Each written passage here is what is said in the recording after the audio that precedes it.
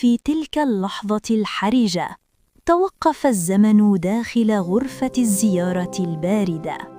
أخبريني يا صغيرة، ماذا قلت لوالدك حتى انهار هكذا؟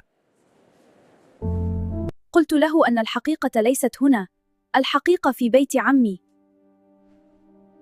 سكتت الطفلة، لكن نظراتها كانت تحمل ثقلاً لا يحمله الجبال. ماذا تقصدين ببيت عمك؟ أقصد البيت الذي نذهب إنها لا فيه. تعرف شيئاً. لكنني رأيت شيئاً. هل رأيت شيئاً يوم الجريمة؟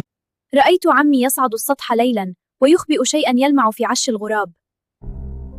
وقعت الكلمات كالصاعقة على مسامع الأب المظلوم.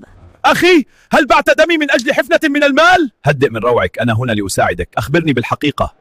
القوة تحركوا فوراً لمداهمة منزل شقيق السجين.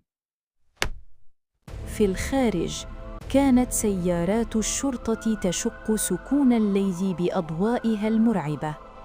طوقوا جميع المداخل، لا تدعوا أحداً يخرج من هذا المنزل. ماذا هناك؟ لماذا تقتحمون بيتي في هذا الوقت؟ ابحثوا في السطح، ابحثوا عن عش الغراب الذي ذكرته الطفلة. نعم دعمه هناك فوق.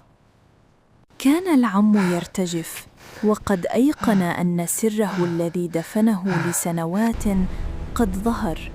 سيدي، وجدنا الخاتم ومعه سكين الجريمة مخبأ بعناية.